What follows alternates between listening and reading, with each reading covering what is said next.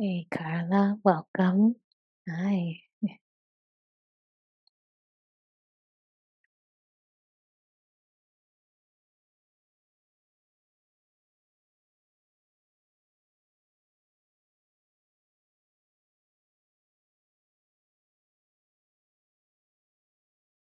Taking a moment to land, just like a butterfly landing on a flower petal. That soft landing.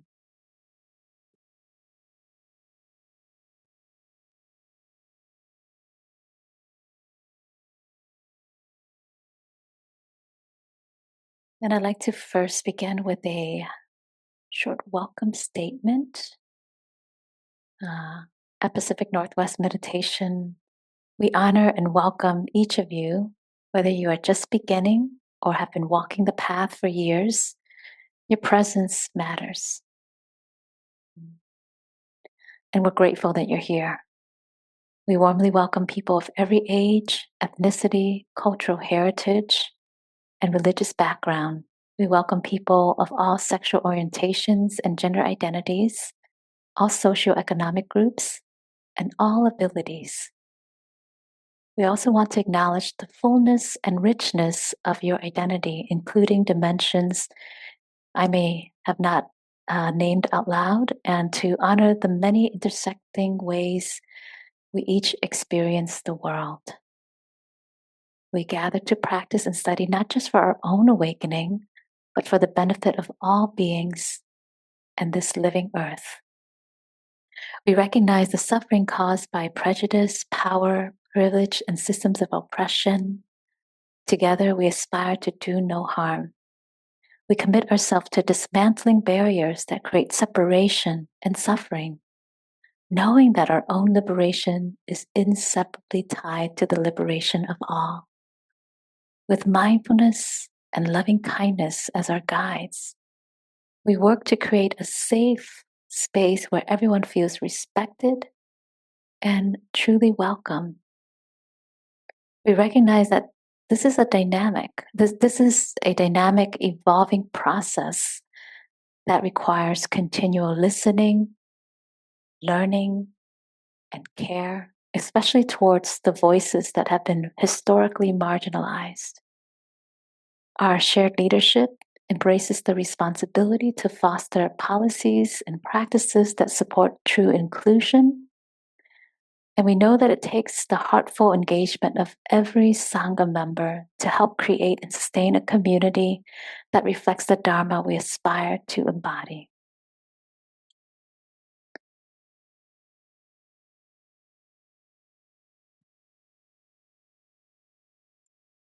I also like to pause and honor and acknowledge the indigenous peoples of this region whose ancestral lands we now occupy. So these include the Willamette, Clackamas, Multnomah, Tualatin, and the many tribes and bands now part of the Confederate Tribes of the Grand Ronde. We recognize the Cowlitz, the Confederate Tribes of the Grand Ronde and Siletz, and the many Native communities who have lived along the Willamette and Columbia rivers and throughout the Cascades since time immemorial. We remember that Portland is still home to many diverse Native communities. We honor all Indigenous peoples, past, present, and future, and offer our deep gratitude for their continued presence, wisdom, and resilience. Land acknowledgements are just one small step towards disrupting the legacy of colonization. They are the beginning of a much larger conversation and a call to right relationship, learning, and action.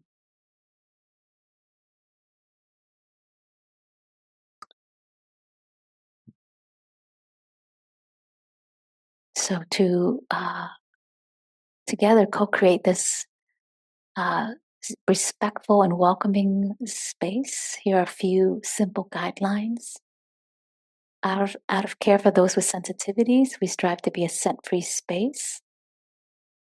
For those with neurodiversities or anyone seeking quiet, We offer a peaceful garden space through the door beside the elevator. And we're committed to cultivating a space of inclusion and of safety. So, racist, homophobic, transphobic, non binary, exclusionary, ableist, or otherwise harmful language is not accepted. As a Sangha, we gently call each other in when something difficult is said, supporting both protection and learning. And we aim to listen and speak with mindfulness and open hearts. When we go into sharing, you're invited to introduce yourself using your name and pronouns if you choose. Pronouns can be an important part of someone's expression, and we want to respect and include all gender identities.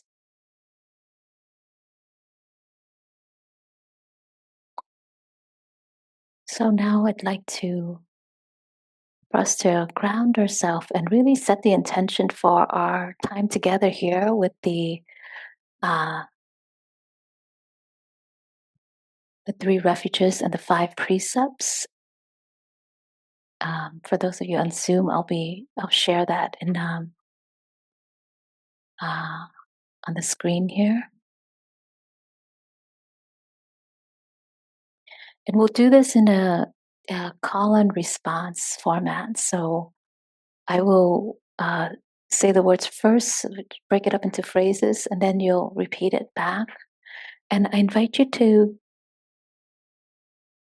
really feel into that space inside of you. This could be a wonderful heart practice, an intention practice that can orient ourselves into the space that we have here together. When we think of refuge, taking refuge, oftentimes we don't really acknowledge how we do take refuge in a daily, but what is it that we're taking refuge in, right? And so this is an intentional refuge, and it's a sense of protection for us. So you'll hear this as the Buddha, the Dharma, and the Sangha, but the Buddha could be maybe the historical Buddha for some of us who have an affinity to the Buddha, or maybe to the possibility of awakening or that Buddha nature within us, uh, and to the Dharma, the teachings of the Buddha, or this could be the nature of how things really are. So taking refuge inside of that truth, the capital T truth. And the Sangha is the community of spiritual friends, a very unique and precious space where not only do we feel the support of others who are also on the spiritual path with us, but also reflecting to us the path and the things at times we forget, and also encouraging us and walking alongside us as we navigate this path and as we go out into the world, maybe feeling like we're going against the stream, but here we experience this kind of deep healing and transformative support. So hopefully you have a sense of that in Sangha, in taking refuge in Sangha. So I'll share this on the screen. If you see me pause at times, it's because there are people coming in to the room, and that's what I'm doing, moderating.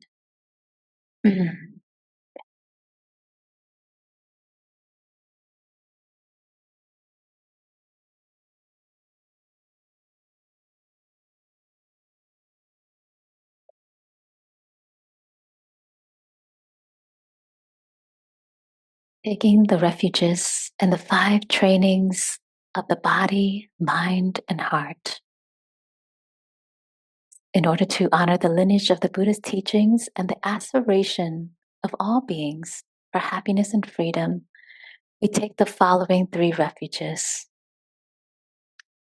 In search of freedom for myself and all beings,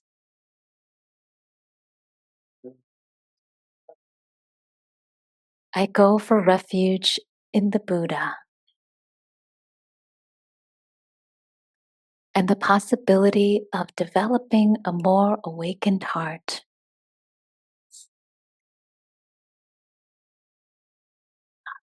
I'm going to have you hold this just so that they can hear a bit of the end. In search of freedom for myself and all beings, I go for refuge in the Dharma and resolve that I will deepen my experience and understanding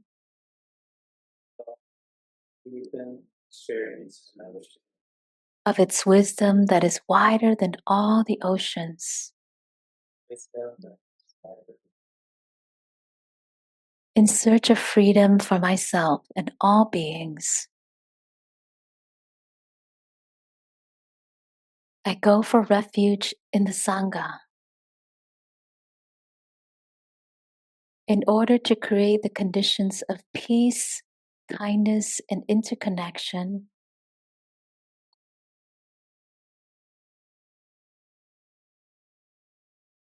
in our progression towards freedom in all of our communities.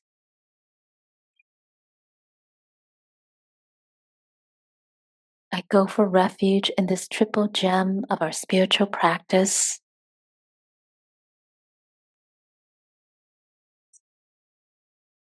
for the benefit and liberation of myself, my loved ones, those whom I do not know,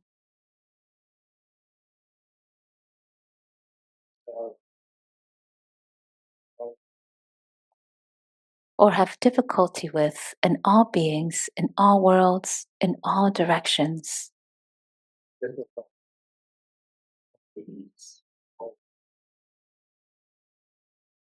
Now, with the intention to provide safety and peace in our time of practice together, the 5 householder precepts are taken as worded by Manzanita Village. Aware of the violence in the world and of the power of non-violent resistance.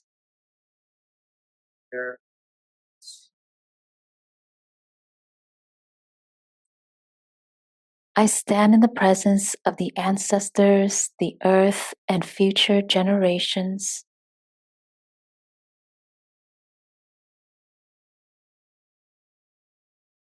And vow to cultivate the compassion that seeks to protect each living being.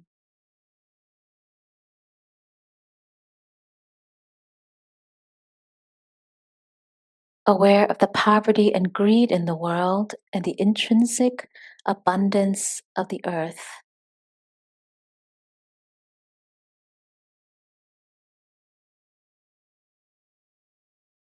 I stand in the presence of the ancestors, the earth, and future generations.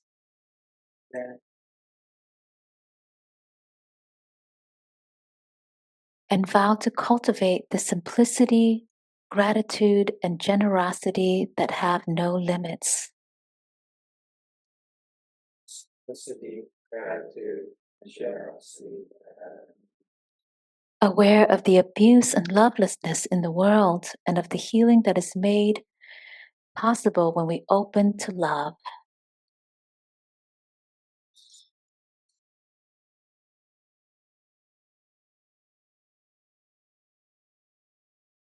I stand in the presence of the ancestors, the earth, and future generations.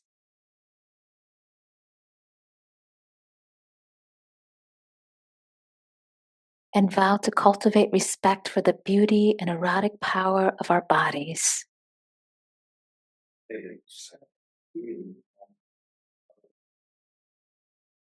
Aware of the falsehood and deception in the world.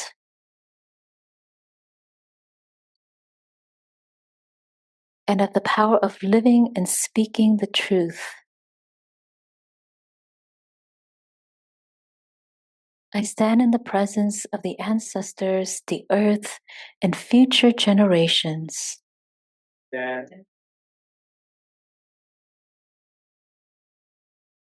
And vow to cultivate the ability to listen and clarity and integrity in all I communicate.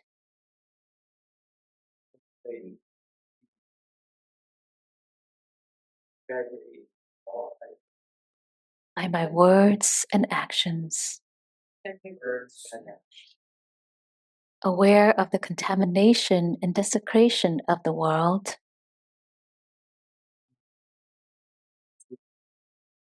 and of my responsibility for life as it manifests through me.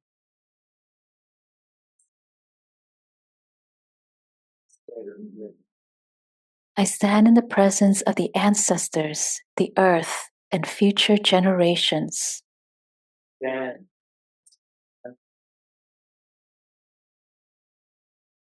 vow to cultivate discernment and care in what I take into my body and mind.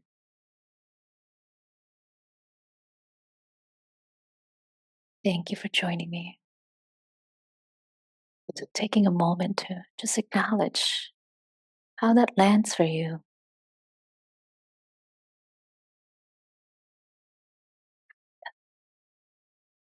Trina, Yes, Margaret? may I ask, can I access that online? I would like a copy, and I just Yes, I'll put it in the chat.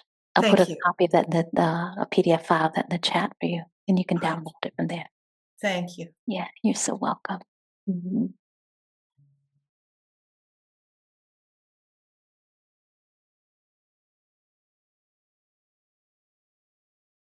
So, of all the things that we are daily in contact with out there in the world,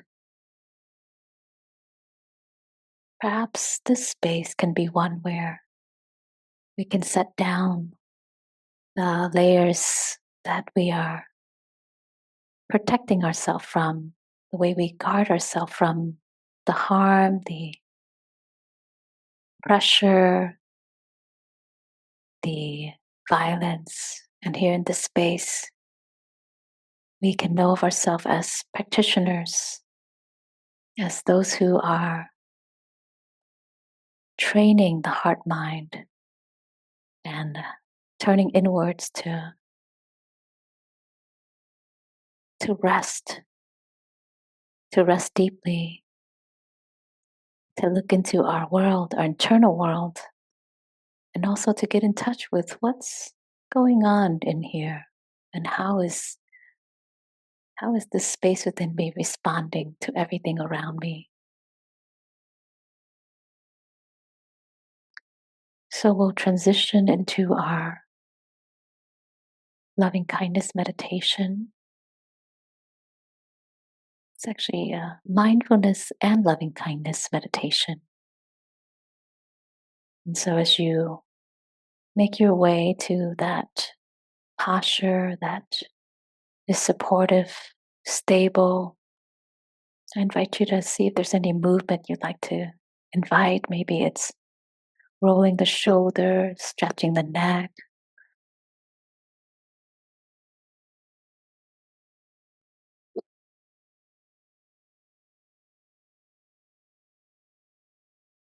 What is this expression of love and care and kindness? How does it look like right in this moment? So bringing that curiosity in that beginner's mind to how you meet yourself and your body here and now, and how you come to experience your practice in this moment, making it yours. So it doesn't have to look in some particular way, some special way, but it's yours, your way of resting the body, your way of finding that sense of stability. So maybe it's sitting on the chair or sitting on the floor, sitting on the couch. Maybe it's lying down. Maybe it's standing. Or maybe you start in one posture and then you move into another posture. Maybe that posture might be walking. So if you're here in the room and at some point you feel the need to walk, you're welcome to do that too. You can find an area where there's a bit of a lane, an 8 feet lane or so. against the wall, and grant yourself that freedom. So, our practice should offer us the sense of freedom, not a sense of tightness or a narrowness that we have to practice in a certain way, but what will support the cultivation of mindfulness and loving kindness. So, what is this meditative posture that is an expression of love and care towards ourselves?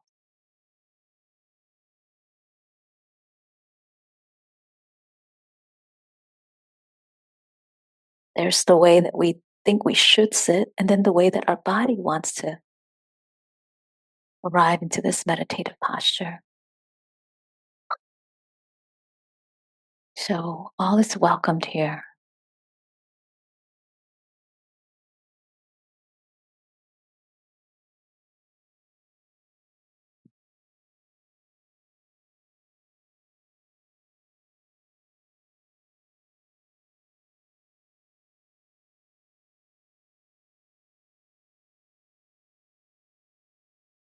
And as you ground yourself into this body,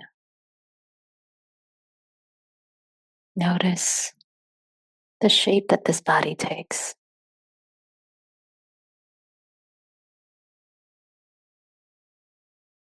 And with awareness, there's a warm greeting that you offer to yourself. Hello, body. I've come home to be with you now.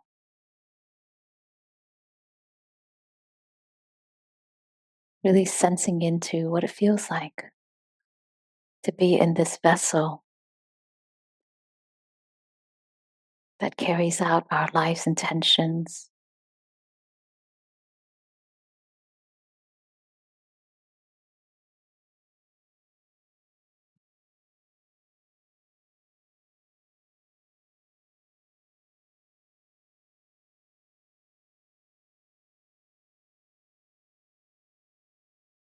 Maybe taking a moment to scan the body to see where there's any tension or tightness and invite in that friendliness.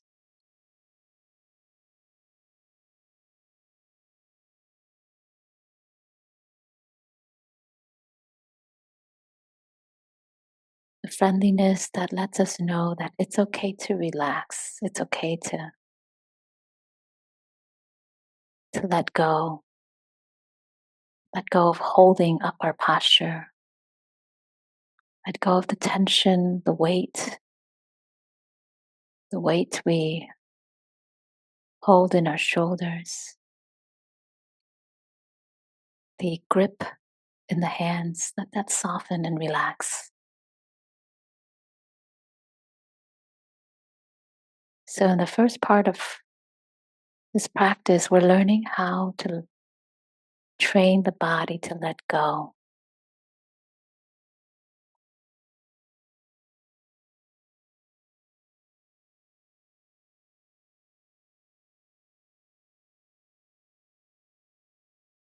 And not in a militant or forceful way, but in a way that is of kindness and care. It's this way in which we come home to be with ourselves.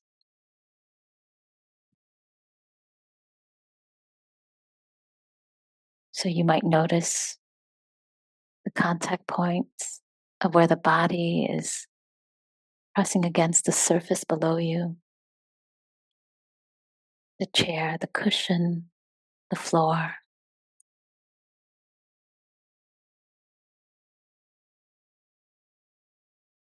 Awareness that acknowledges what's happening and just saying hello.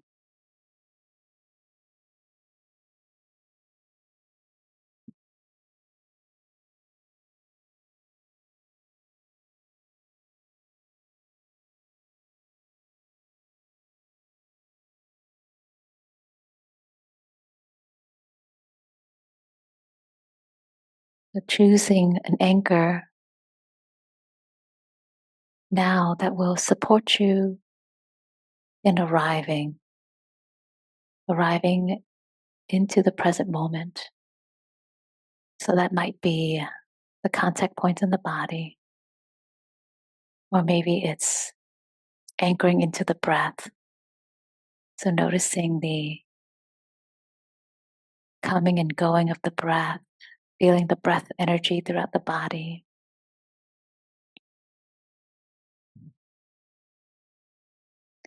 Or noticing the breath in one place where you feel it most predominantly. Maybe that's the belly, the chest, or at the tip of the nose.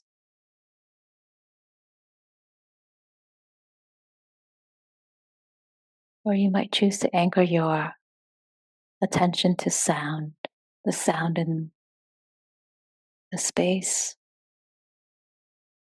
the sound of my voice. Let's take a moment to let our attention land.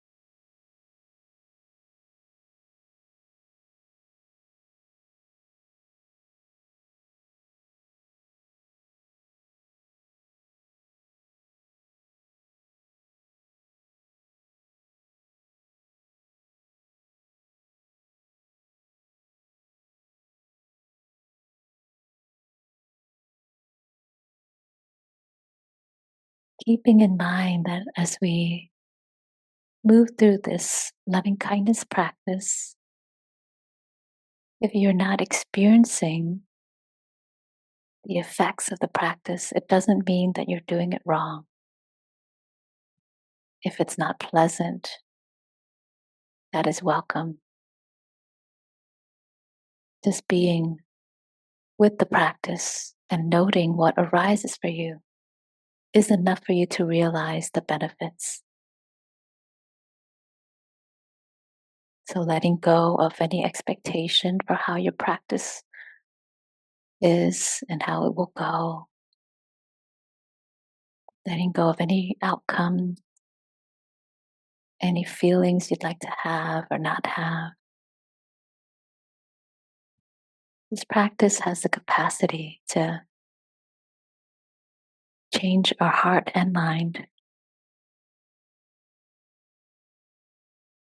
The intention is to remain interested, curious, open, and receptive. Practice fully engaging with what is here.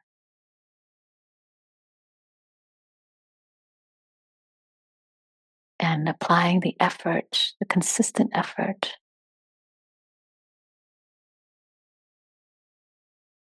cultivating this energy of awareness that meets whatever's here, whether it's pleasant, unpleasant, with neutral, with this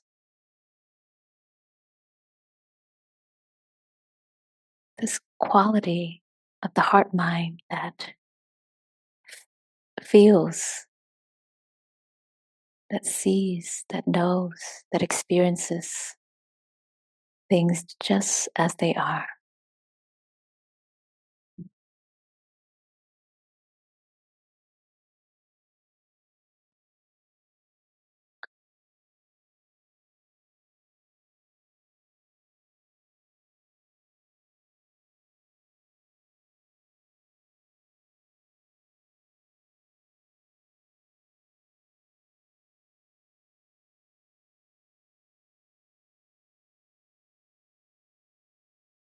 Wherever you are now, I invite you to turn towards a place within you where you feel some sense of warmth,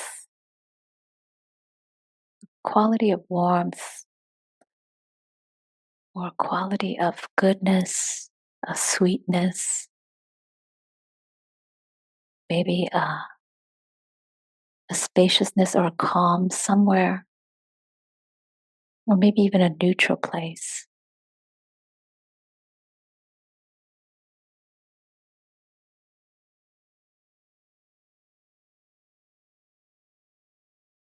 Turning towards yourself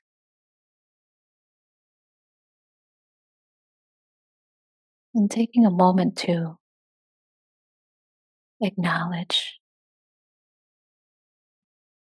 what's here for you,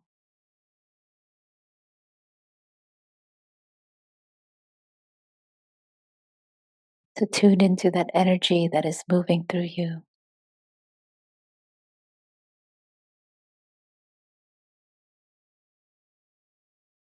Maybe you can feel it, maybe there's no feelings at all. That's okay too.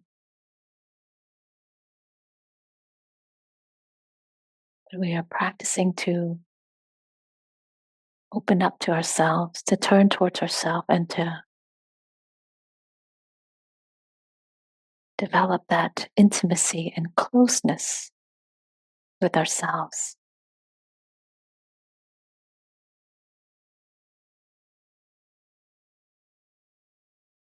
So as you turn towards yourself, I invite you to give rise as best as you can to this feeling of warmth, this kindness,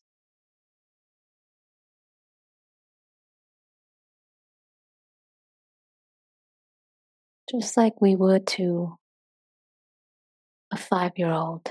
So we're turning towards the 5-year old in us and offering ourselves this love and kindness.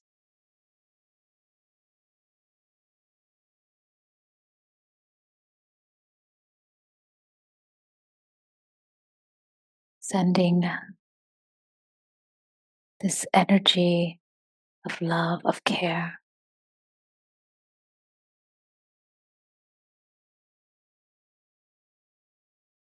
maybe in thoughts or in phrases. So I'll offer some loving kindness phrases, and they might resonate with you, or you might come up with your own.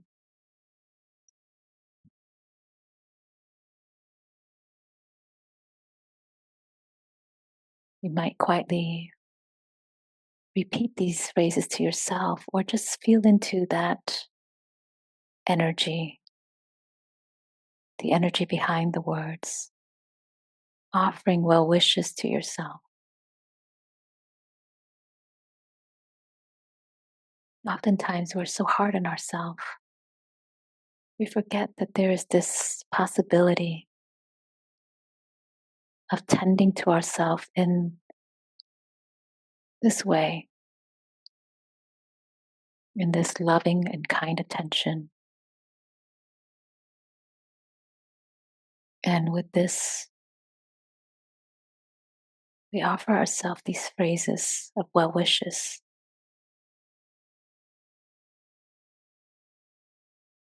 May I be filled with love and kindness.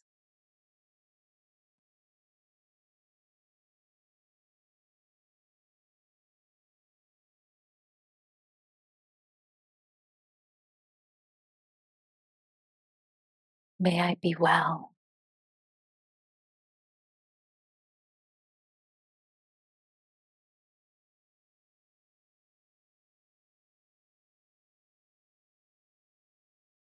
May I be safe and protected.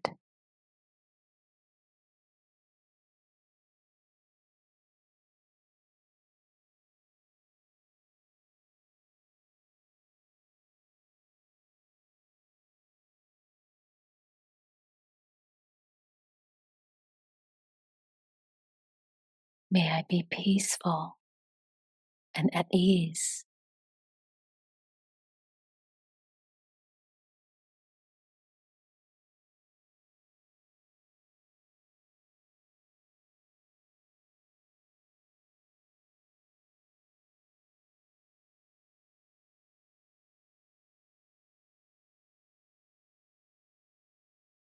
May I be happy.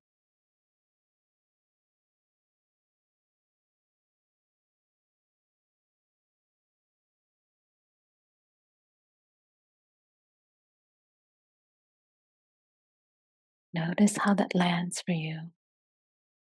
Notice if there's any barriers or blocks. Notice how much you're able to receive,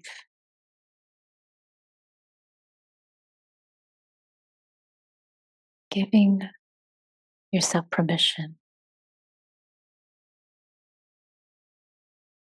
to receive well wishes,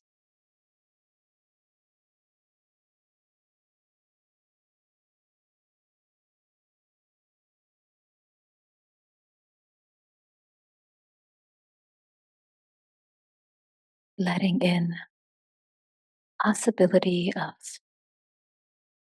this unconditional, boundless love towards yourself,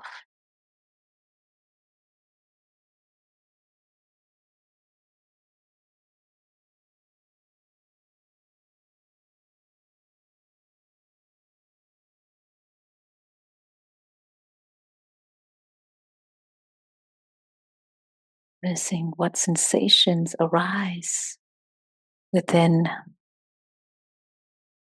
or maybe no sensation at all, maybe numbed, or aversion arises, whatever that might be. Acknowledging that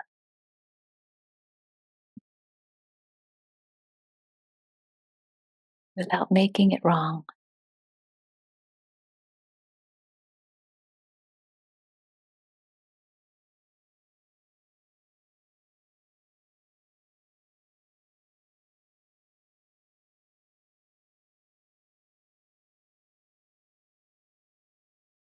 and acknowledging and appreciating yourself, appreciating what good there is in you,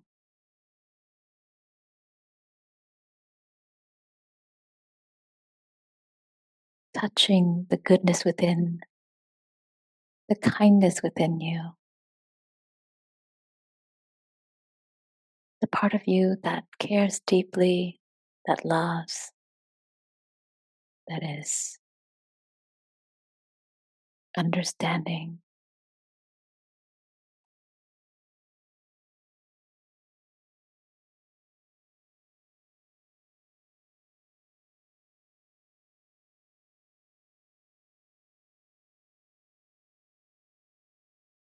Smiling to all those wonderful, loving parts within you.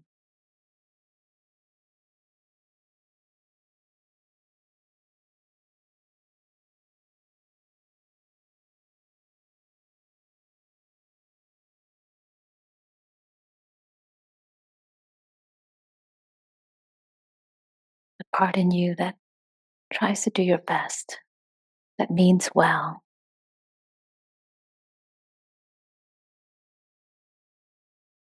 that has good intentions.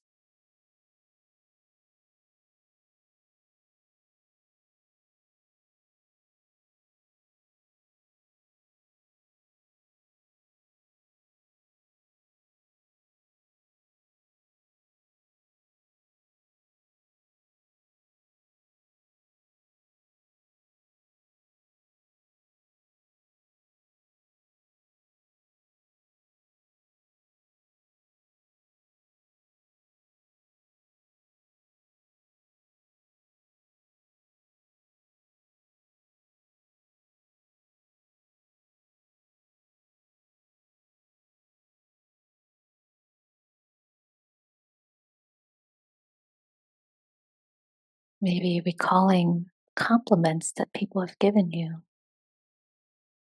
Sometimes we have a hard time receiving that. So taking a moment to recall those acts of kindness, the ways in which people appreciate us. Take a moment to really let that sink in.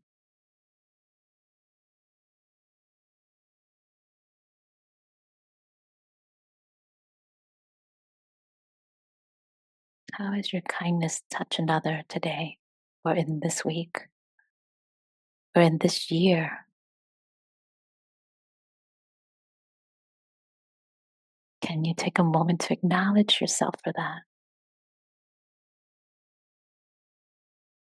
Recalling your own goodness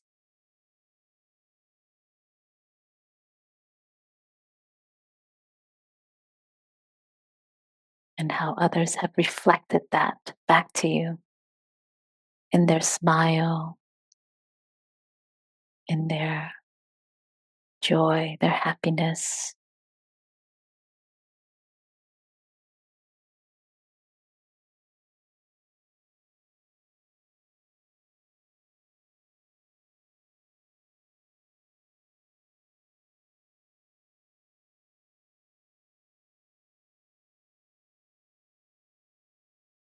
Where do you feel the possibility of that warmth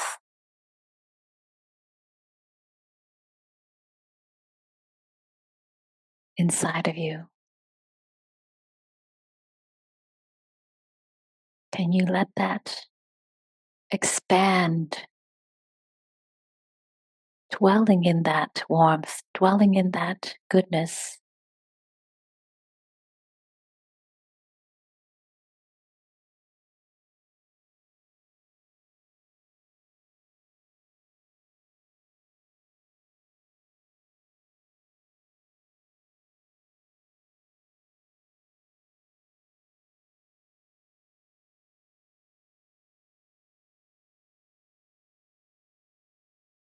And let that radiate out from the core of your being or the center of your heart.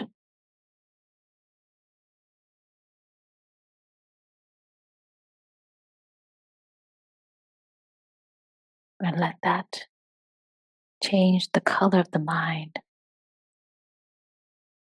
to that of gladness, goodness, of gratitude and appreciation.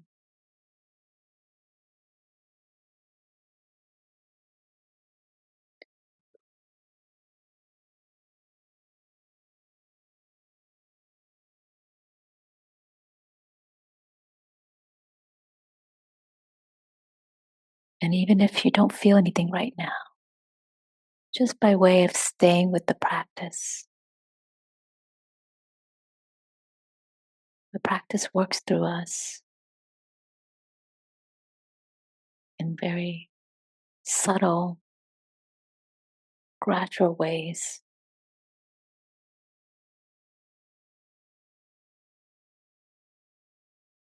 So we're digging and mining for where that is.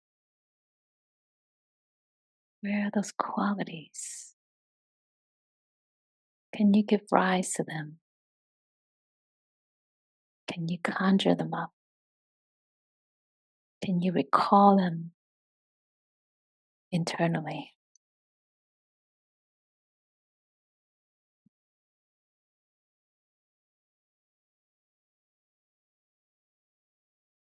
Through thoughts, through images, through memories, through this felt sense,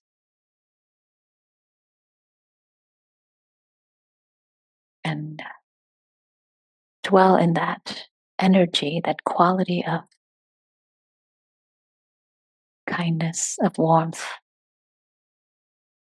of affection.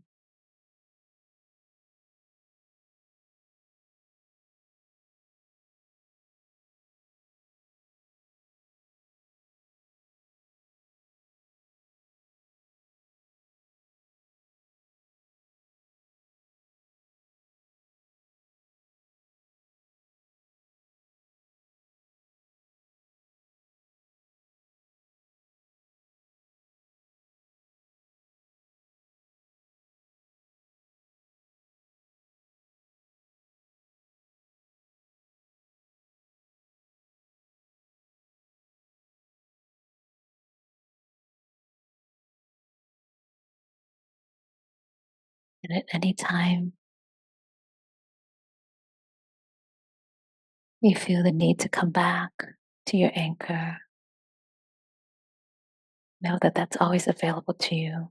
Coming back to the breath, back to the contact points in the body, to sounds,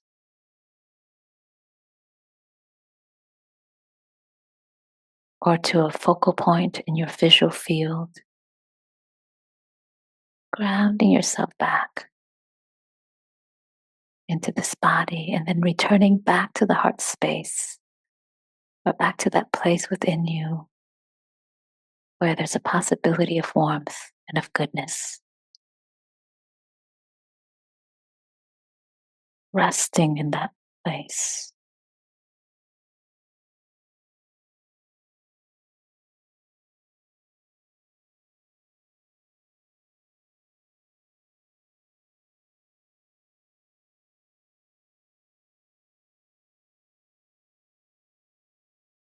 And that kindness help us soften, and that kindness loosen the grip that certain thoughts have on us,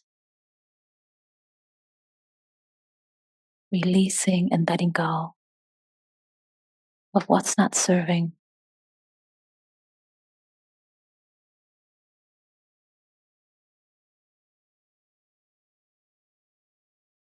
coming back to our aspirational wish for well-being, for peace and ease, for stability within ourselves.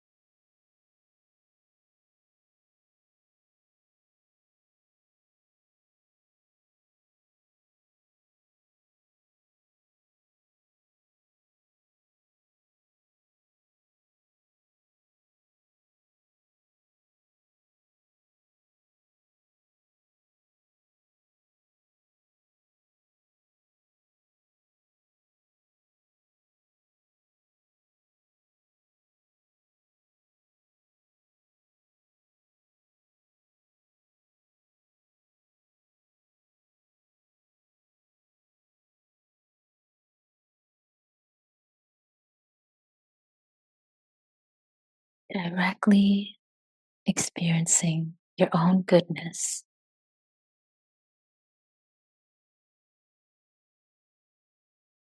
getting in touch with that.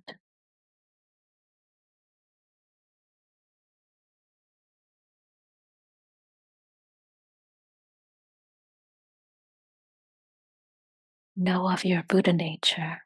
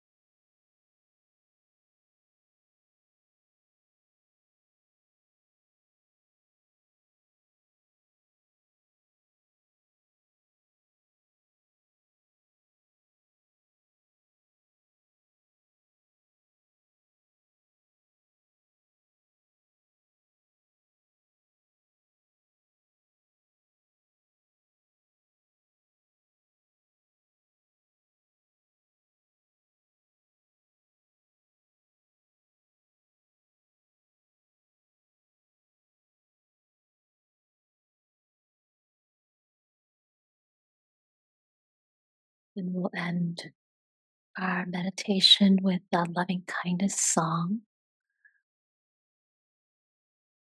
So if you know the words, you're welcome to join me or to allow yourself to receive these words and the possibility of freedom when we embrace and embody and commit to this as a way of being. And to the degree that we lean in and allow ourselves, give ourselves permission to be filled by loving kindness, we benefit from this.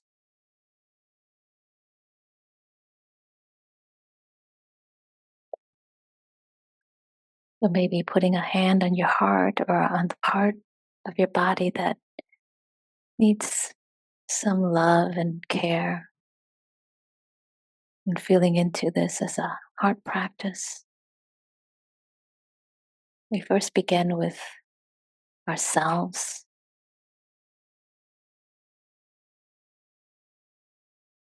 May I be filled with love and kindness. May I be well. May I be peaceful and at ease. May I be happy.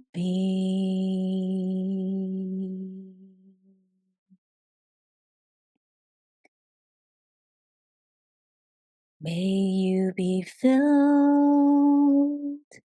with loving kindness. May you be well. May you be peaceful and at ease. May you be happy.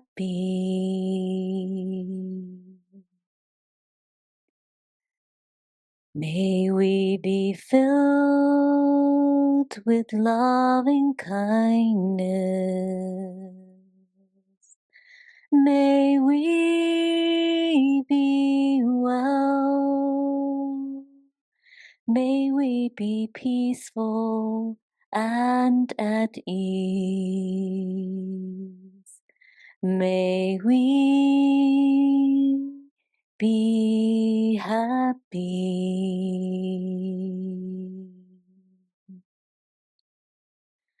May all be filled with loving kindness. May all be well. May all be peaceful and at ease. May all be happy.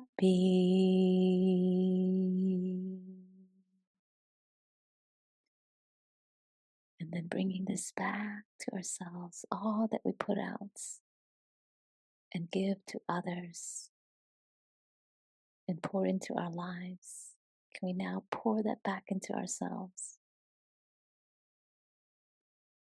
May I be filled with loving kindness. May I be well. May I be peaceful and at ease. May I be happy.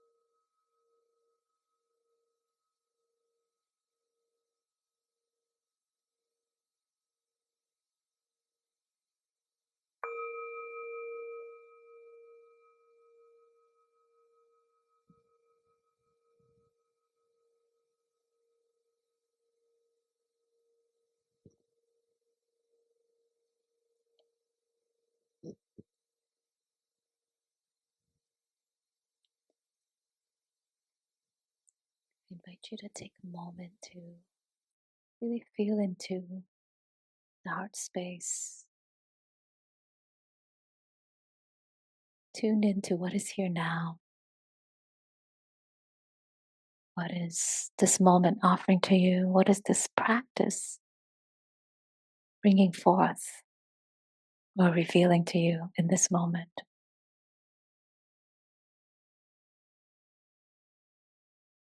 So I invite you to stay in the heart as best as you can, sensing, experiencing, moving away from the mind that is thinking, analyzing, judging, assessing. So staying in this heart space and really tuning in, feeling into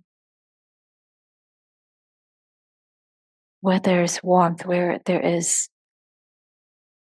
goodness within, and continue to mine into that. So we'll take a short break here. In this time, I invite you to stretch out your legs, maybe stand up, maybe walk. And can this be done with this heart's intention that is kind, loving, and caring? So when we walk or when we get up, how do we do it in such a way that is reflecting a love for ourselves, a love and appreciation and gratitude for our body and for this moment of being alive, that we have this moment now,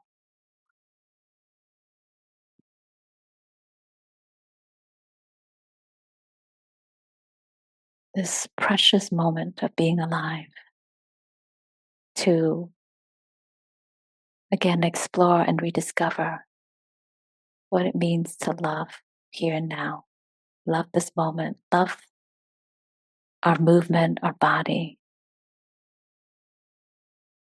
And so we'll come back on at 5:45, so in about 6 minutes or so.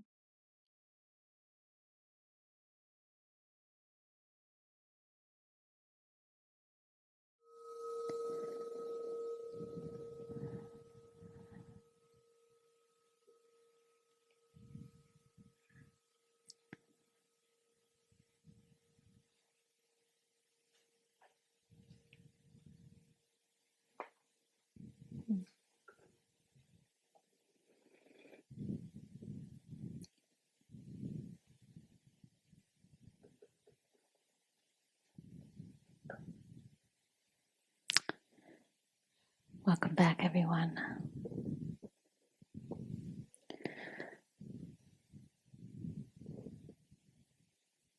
So I thought, what would be a relevant and practical practice for us as our year comes to an end, and particularly during this time of the year where, there can be, for some or for many of us, a bit of stress or feeling the pressure of the holiday, the expectations, the things that we don't want to do, that we feel like we have to do. Sometimes the people that we don't want to be with, that we have to be with, or the awkward conversations that we might have that we don't want to have. That's what's been coming up for a number of folks, at least in the spaces that I've been in. And so really our spiritual practice, when we work to integrate it into our life, can be brought into all of these places and all of these events and situations that we find ourselves in. So essentially starting with the 4 developments of mindfulness, rooted in mindfulness of the body and the breath, mindfulness of feelings, so the feeling tone, the emotional tone, mindfulness of mind, thoughts, constructing activities, and then mindfulness of the Dharma. Inside of this, we can look at mindfulness in terms of our relationship, because that's also stored within our consciousness. And why it's important to start like we did with the loving kindness practice is the loving kindness help us access that love within us, and also it helps treats and cure the self-hate within us. And for us to be able to extend our heart out to others and practice forgiveness, we first have to begin with cultivating that goodness, touching into that goodness inside of us, that at times we don't spend enough time dwelling there. So it's not missing in us, it's not something we need to be more of, but rather we need to spend more time dwelling in that place within us that is already there. Oftentimes, we go to what's wrong, what doesn't work, what could be better or different. And so in the loving kindness practice, one of the components of the practice is to incline the mind towards goodness and feel into the benevolence and the goodwill that resides within us, that others reflect back to us, that certain events and incidents in our life has us know of that goodness, that beautiful thing inside of us, that Buddha nature, that divine spirit, Holy Spirit, whatever we want to call that. And so when we have cultivate enough of this love and kindness and care, then now we can direct it towards the things that we are holding on to, the things that make us suffer, right? So that could be the things that that the mind is attached to. So that might be, something we want to be different than how it is. We're attached. That is a mind that is of greed or desire. Maybe it's pushing something away, a person, an event, a situation, even an emotion inside of us, pushing that away. That is aversion in the mind. Or maybe it's confusion, which is delusion in the mind. So at every moment, there's some mind state going on. So it's either falling in the category of lustful or not lustful. That's observing the craving and the wanting inside of us. Aversive or not aversive, noticing the hatred, the anger, or maybe the calm mind that is free from aversion. Deluded or not deluded, that's either in confusion or clarity, so ignorance or wisdom. A mind that is contracted or scattered, so that's feeling the tightness, the narrowness, or distracted and kind of dispersed. And then there's the undeveloped versus developed mind, which is recognizing when a mind is untrained versus a mind that has cultivated the practice.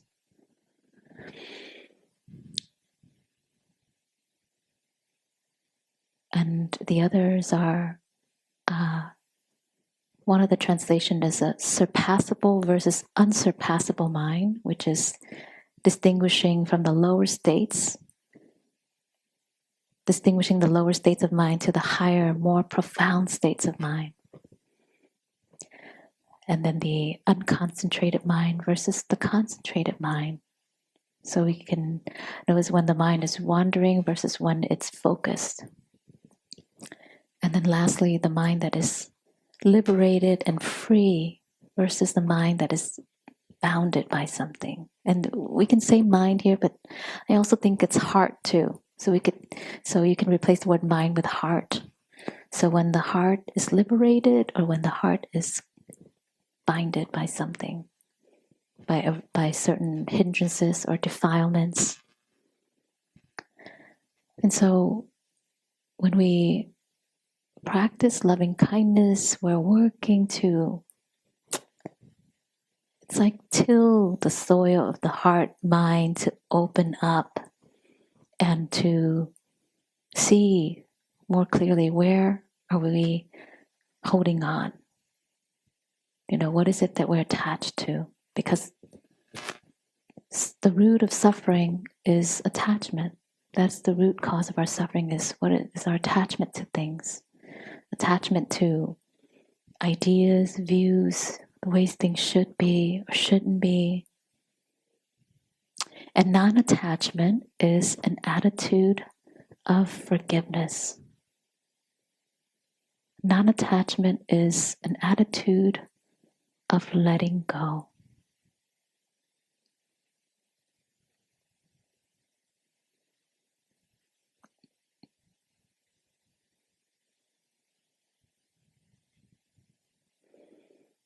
So notice when we have a hard time letting go. What is the quality of the mind like?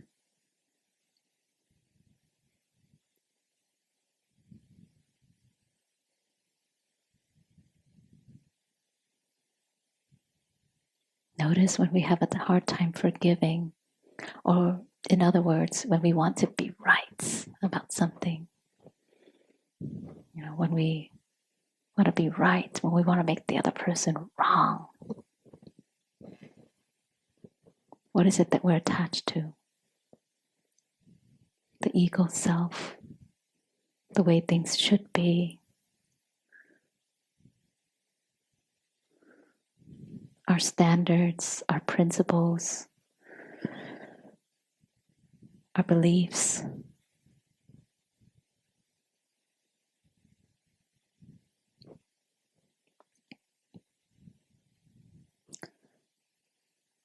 So, inside of our chant earlier, or song earlier, of this commitment, this vow, this aspiration towards well-being and peace, when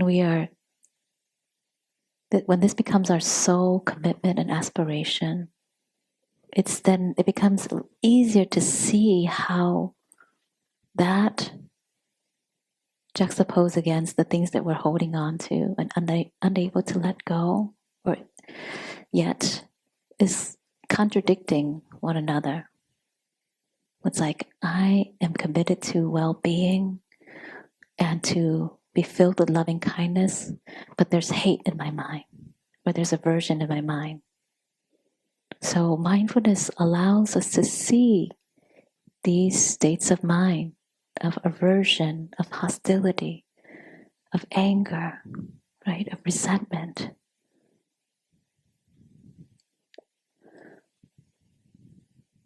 Helps us see that and see, oh, wait a minute. I want this, but I'm still holding on to this. And we see the incongruency of where our commitment and aspiration is and the states that our mind dwell in. And mindfulness allows us to become in tune and in touch with this and see how it causes this ease and restlessness inside of us.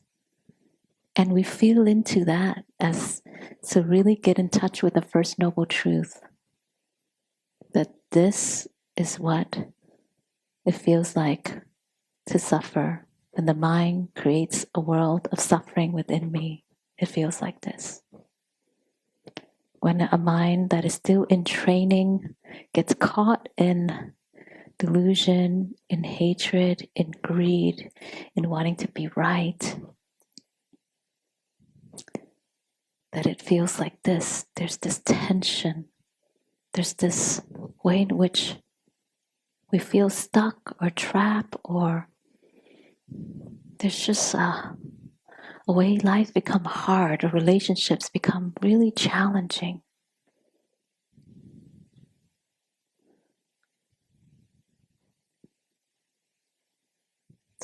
So upon seeing this truth,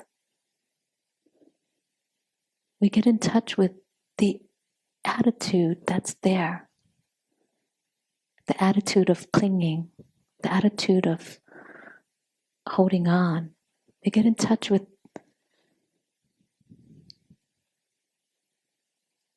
the view that we have.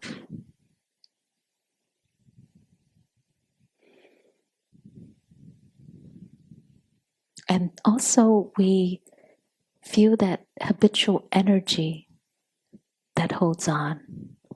When you sit in meditation, you can feel it.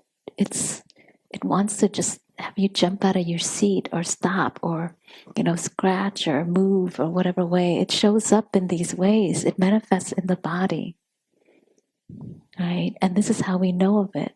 It's creating discomfort in me. It's creating this sensation in my heart, or this tightness, this contraction or tension in the mind.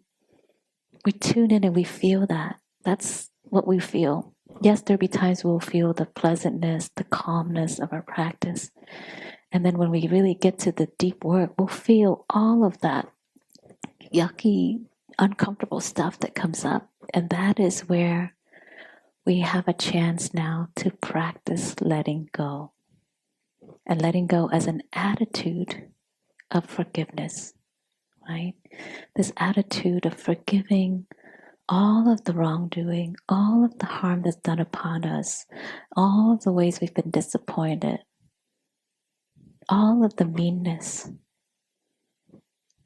all of what hasn't worked, all the ways that everything outside of us has caused us to suffer, but all the ways in which too we prevented ourselves from happiness and joy and from receiving any sense of goodness. So inside of this forgiveness practice, we're also getting in touch with how we've blocked ourselves and created a barrier for ourselves to experience happiness here and now.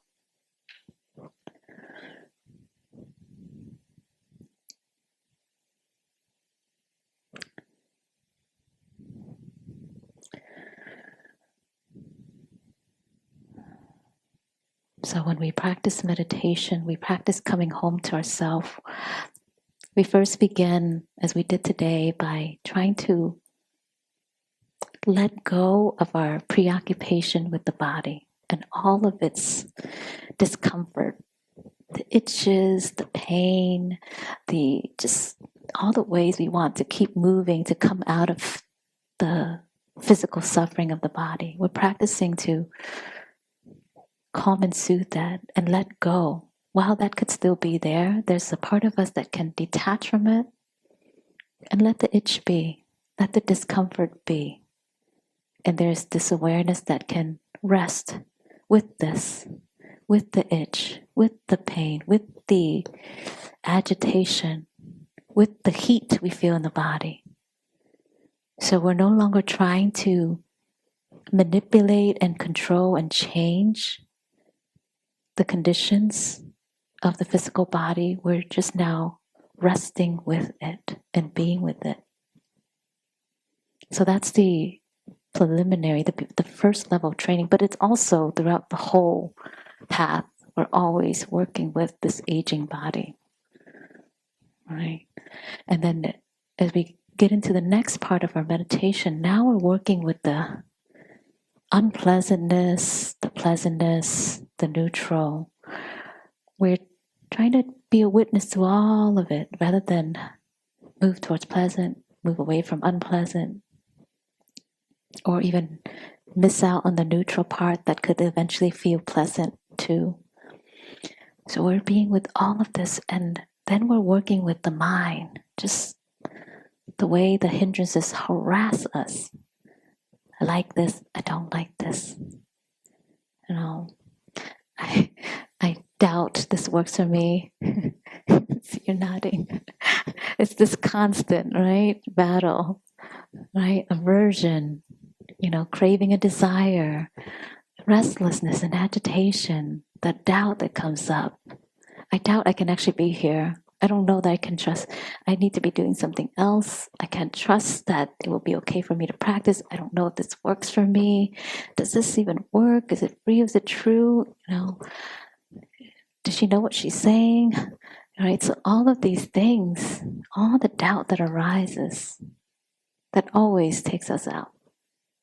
So we're being with it, we're sitting with it, we're resting with this. It's like it's going to go along for the ride. Okay, you come on, you can go with me as I'm resting in awareness right now. So we're working with the mind. But there, what we're also doing is we're practicing letting go too. So we're not trying to get rid of it when we attempt to let go. It's letting go of trying to do something with it. Right? Letting go of trying to get it to be some other way. Trying to get it to stop. Letting go of those efforts and coming back to just the effort of resting with awareness. Right?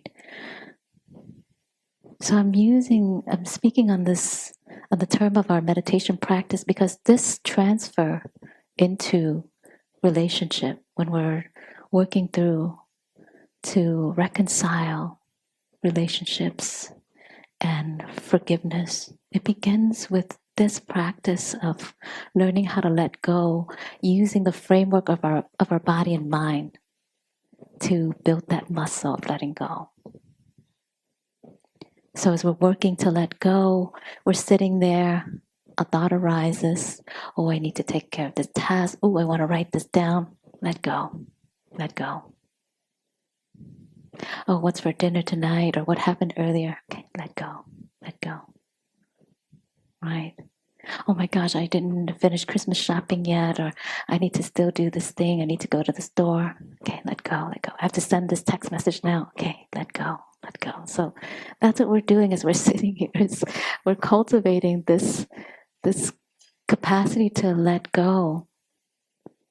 And as we do this, we're building this in a very potent and powerful way. It seems so insignificant, but it really is significant. Every moment that we can practice letting go, this translates into our lives beyond here, outside of the formal practices. It translates into the ordinary moments of our life and into our relationships.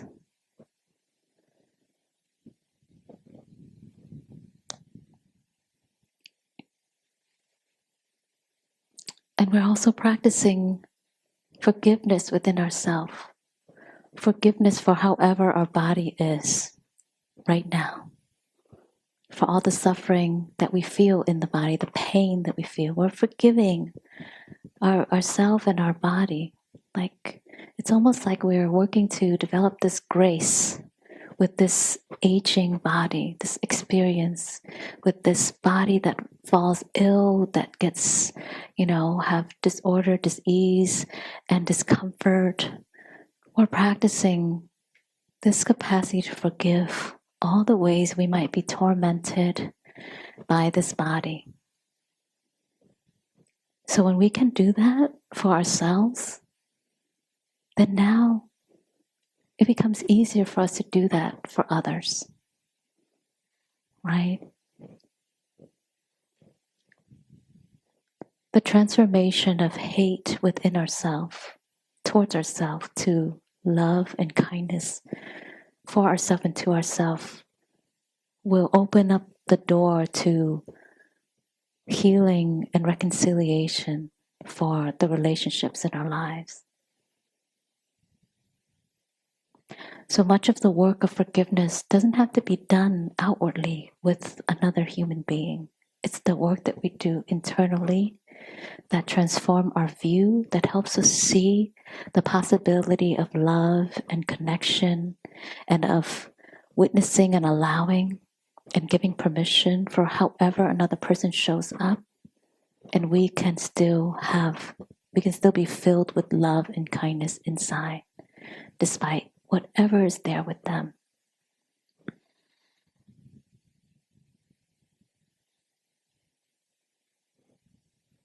I was just having a moment right now thinking about my dad, because it's his birthday today, and he was the person that I practiced forgiveness within myself.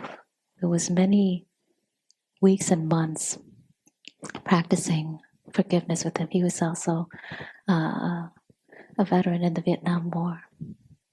Yeah, he was a rough childhood. Grew up in a war-torn country. And I couldn't see that in my earlier years. I couldn't. I was just ridden with hurt and with anger and resentment. I couldn't see how he did the best he could. It was so hard to see that. I was just so fixed on, no, he hurt me, he mistreated me, he did me wrong, and held on to that so tightly and rejected that he was, he's not the father that he's supposed to be in my mind, right? And through this practice of forgiveness, I really had to spend time really feeling into his own suffering, what he went through, to understand and forgive why he did what he did and how he wound up being. And also to stop rejecting those parts of me that are made of him, and to love those parts, even come to appreciate some of the beauty and the goodness of those parts. So there's always two sides of the coin. We're just talking about that this morning in Wake Up Together. What was that? That was the term quantum entanglement. I'm going to read a few parts from that. It's this. So quantum entanglement links two or more particles, so their fates are intertwined. Right? So meaning we're measuring one instantly. When we're measuring one instantly affects the state of the others. So when we practice forgiveness inside of us, releasing the resentment, the anger, the bitterness, we're also transforming that inside of our relationship with the other person. It also supports them too in being free from, whatever hurt, whatever pain they have endured, whether it's with us or in their own life. And it's proven. It's been proven through this intention experiment that it's possible that when we practice forgiveness and loving kindness, just right here within ourselves towards the other person, the difficult person, that it changes the trajectory of our relationship, because who we are and who we're being has been changed by the practice. And Einstein calls this phenomena spooky action at a distance. Because it sounds so woo-woo, but spooky action at a distance. But if Einstein says it, that means that it's credible, right? Even he can't explain the science behind that, but it works in a miraculous and unexplainable way.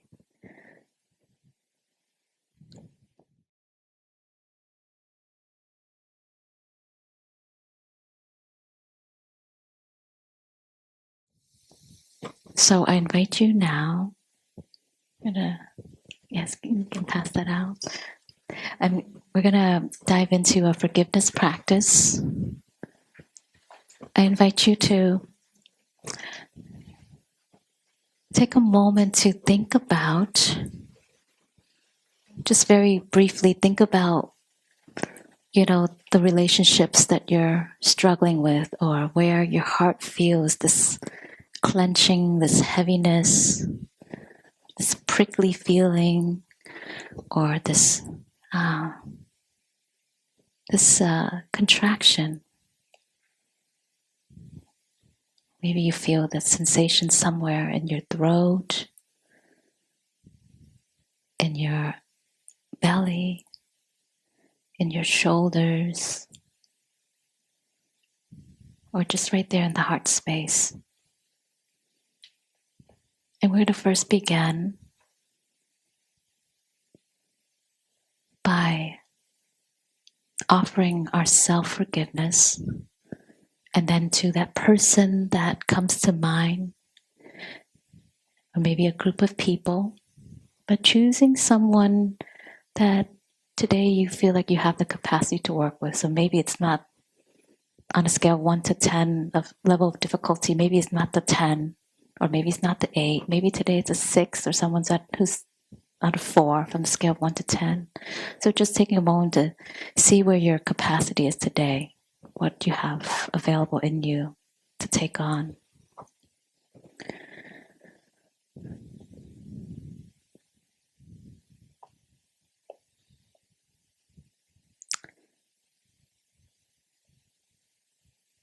So we'll do a call and response again, and really just allowing, whether you want to speak it out loud or just hear the words, and let this be a practice that is felt in the heart.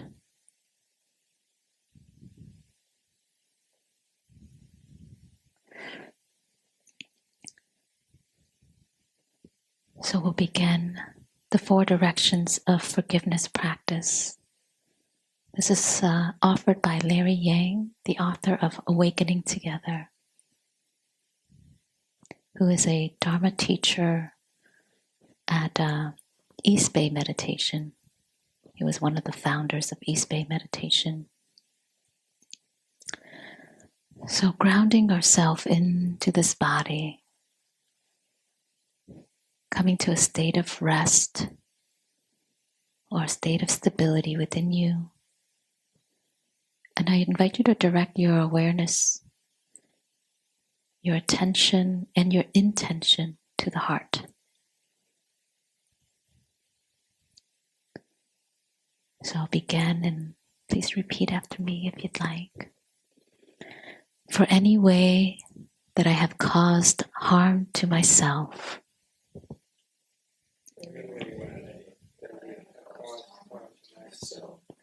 through judgment, action, self-blame, indifference,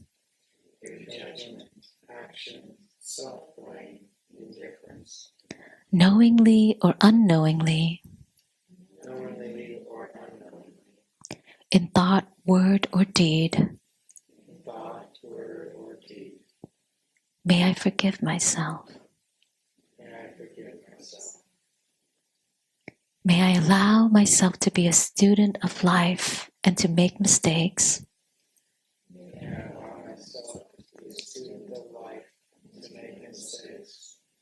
May I forgive myself. And if I cannot do so in this moment, may I be able to forgive myself in the future.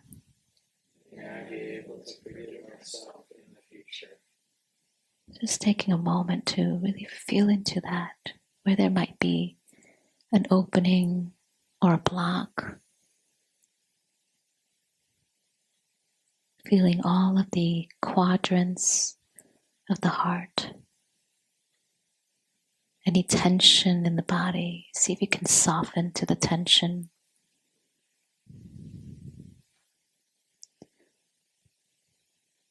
And now we'll move on to the next direction.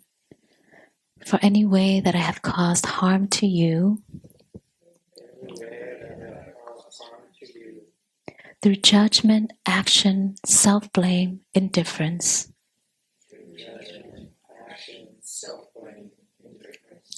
knowingly or unknowingly, in thought, word, or deed, I ask for your forgiveness. May you accept me with my imperfections and mistakes.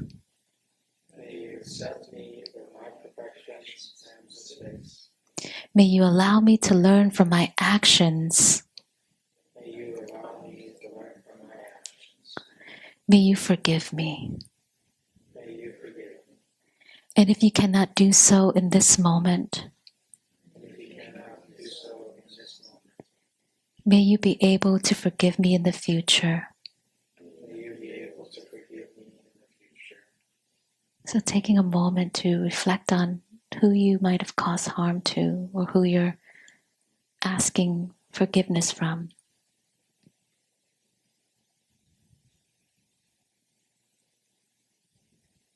And sending your intention, your thoughts to this person or group of people.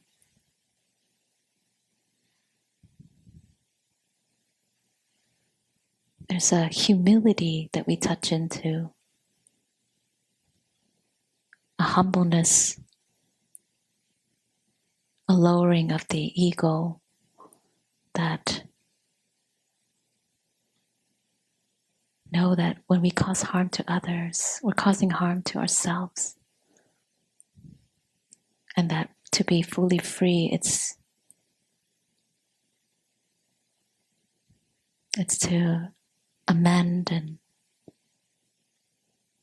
make right.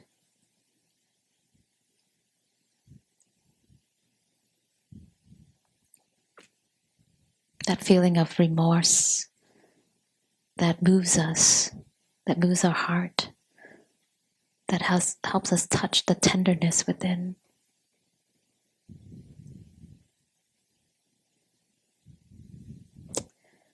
And we'll move into the next direction. For any way that you have caused harm to me, knowingly or unknowingly, in thought, word, or deed, may I forgive you. May I allow you to be a student of life and to make mistakes.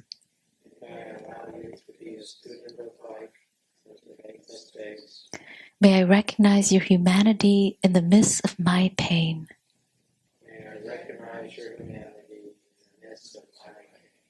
May I forgive you. And if I cannot do so in this moment,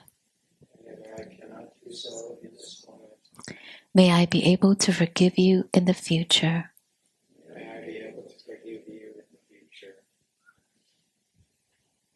Let's pause here for a moment and really feel into that.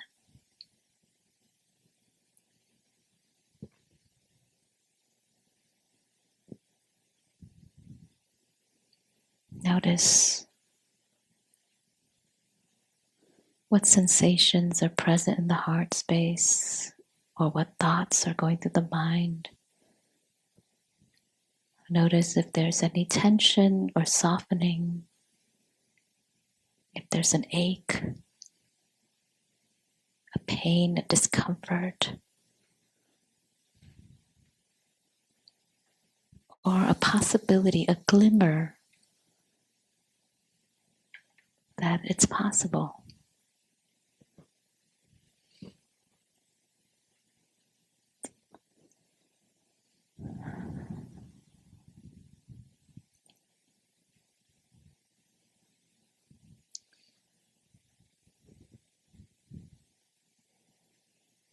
And sending our intention, our thoughts to this person.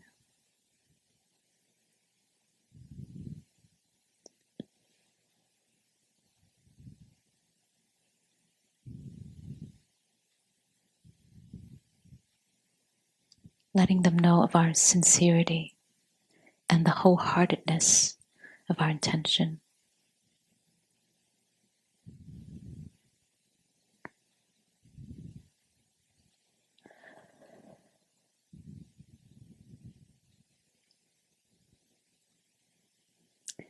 And the last direction, for any way that life has caused harm to me or other beings,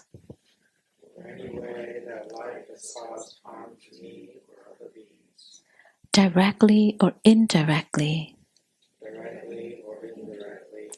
in thought, word, or deed, may I have forgiveness as my intention.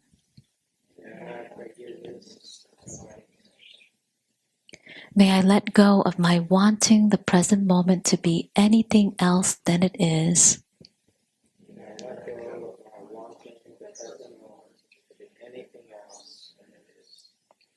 May I allow mistakes and injuries and pain to be part of life.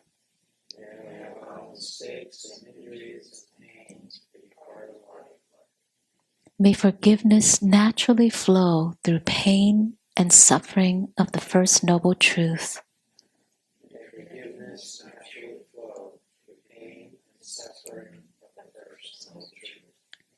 And if I cannot find the forgiveness in this moment, may I begin to feel forgiveness in the future.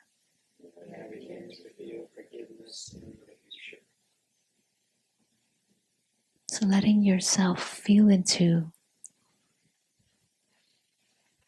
the heart space and what's here for you now. Turning towards the tenderness, the vulnerability. Acknowledging it. Letting awareness intimately get in touch with what's arising inside, what's bubbling up.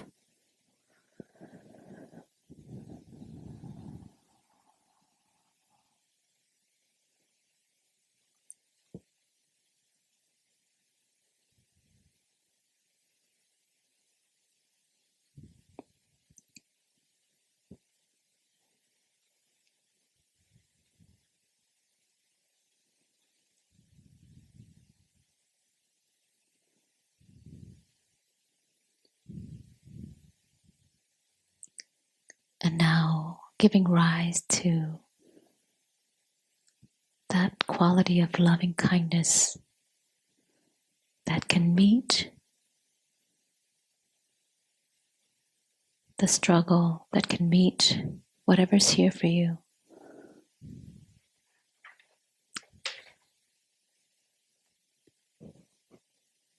Remembering your goodness, remembering that part of you that cares, that part of you that means well, that part of you that is doing your best.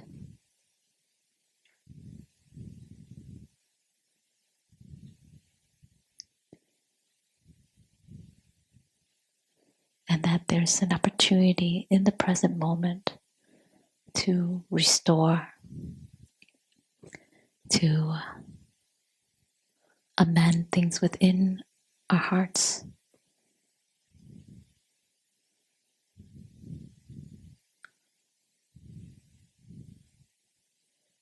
And what I've found in this journey of practicing forgiveness is it always comes back in the end to ourselves. Forgiving ourselves. Yeah. So I invite you to continue to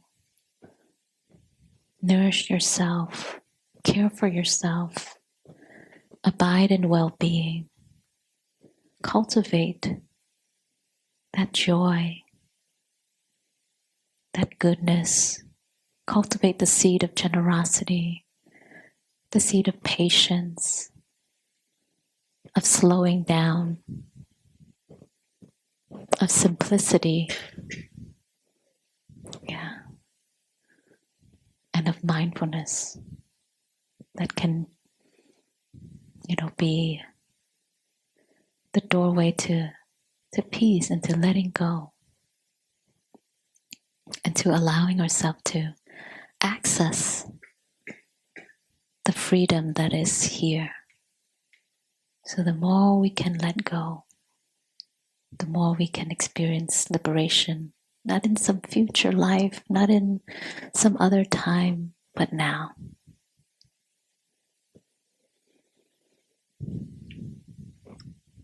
So maybe we'll end with this song on happiness is here and now.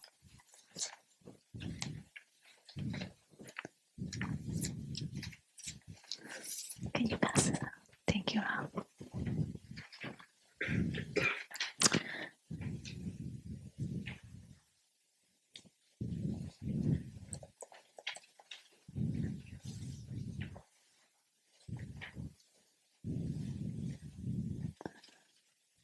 So on the practice, the songs of practice, it's number 7.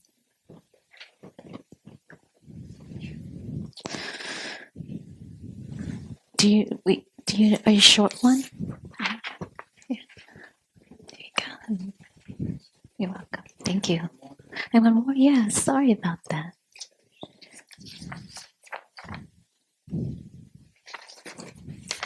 There you go. You're welcome. So this is a song from the Plum Village tradition.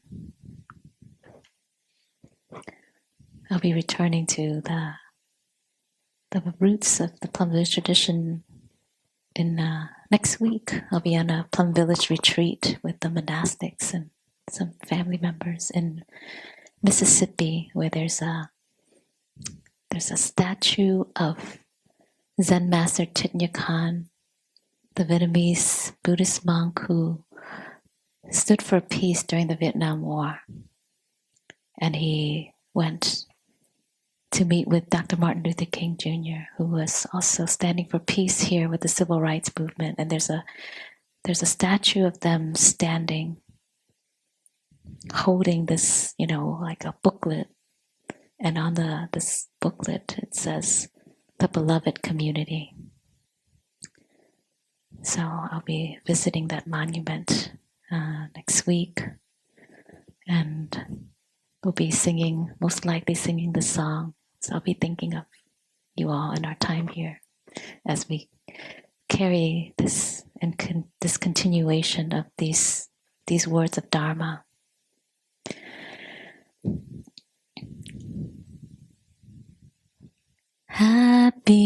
Happiness is here and now. I have dropped my worries. Nowhere to go, nothing to do. No longer in a hurry. Happiness is here and now. I have dropped my worries. Somewhere to go, something to do, but I don't need to hurry. We'll do this one more time. Happiness is here and now. I have dropped my worries.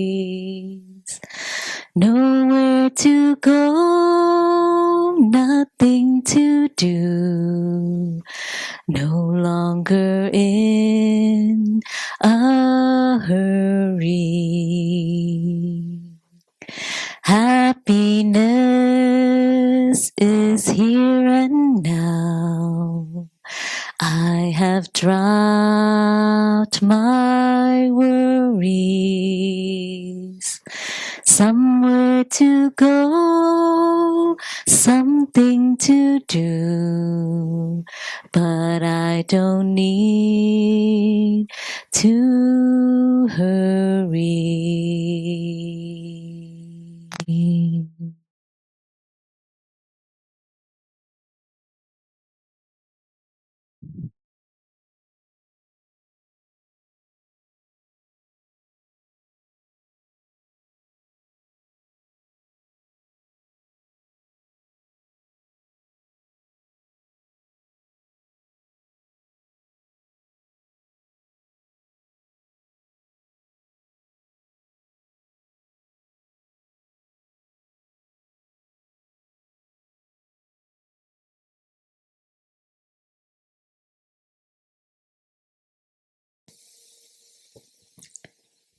Thank you, everyone, for joining me in taking refuge in Sangha today. Thank you, Trina. Thank you, Kanka. Thank you, everyone on Zoom. Margaret. Thank you. Can Take everyone care. see those on Zoom? Can you see them? Okay, take care. All right, there we go. Bye, Edward and Brandy. There. And Robert. Yes, may you be well. And Kanda will be back with us next week. Please support our cause. And if you feel moved, please make a donation online or in person. You can do this by logging on to our website at pnwmeditation.org/Dana. This will help us to continue to offer these teaching and continue to have our space. And then for those of you here, there's a QR code there or cash you could drop into the box. And we're grateful for your support in helping us to continue to make this space available for ourselves and each other and continue to grow the spiritual home for others as well. So we're hoping to launch another sitting group here in the West Lynn, Lake Oswego area.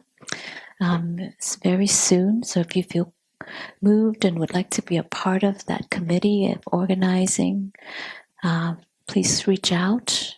And in January, I'll be offering a day-long retreat. I think that is the 17th. It's the 17th of January. So we'll have a day long of mindfulness here. It will begin, I think it's at 10 a.m.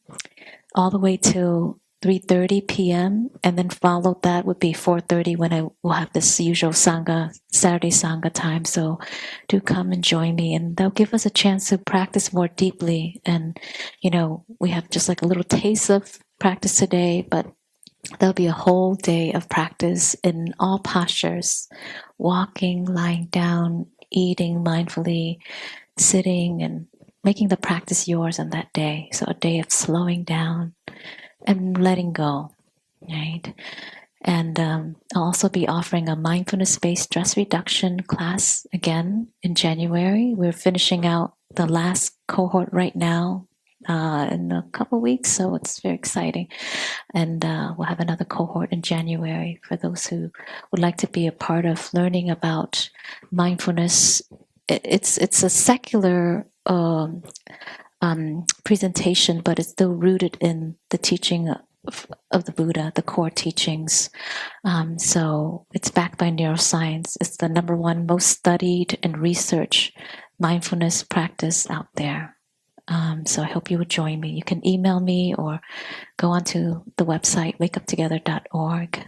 And then I'm also starting a mentoring program. This is Mindfulness for the Rest of Your Life mentoring program. This will be a small group of about maybe 9 people.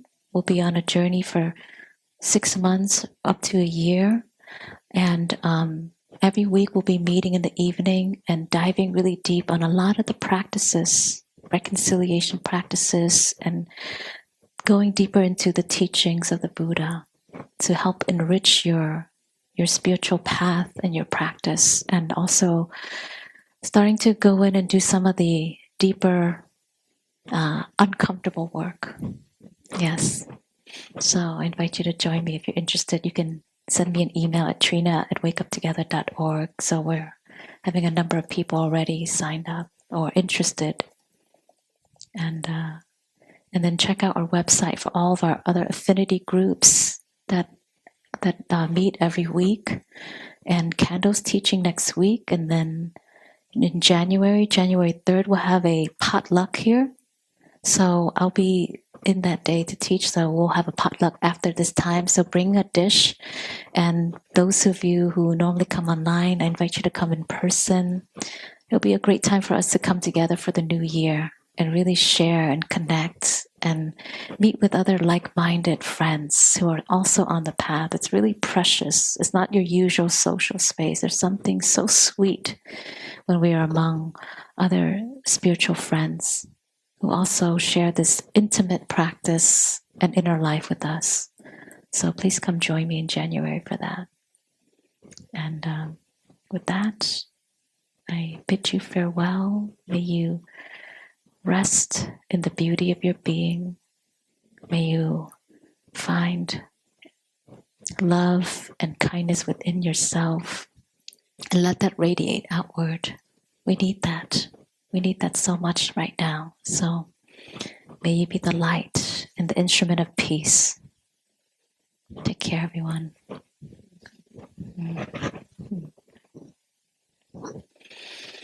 And goodbye, Zoom friends. Feel free to unmute yourself if you'd like to say goodbye to everyone in the room. Namaste. Namaste. Goodbye. Thank you, everybody. Have a great trip, Trina. Oh, thank you, Kanka. I will. Ready for takeoff to infinity.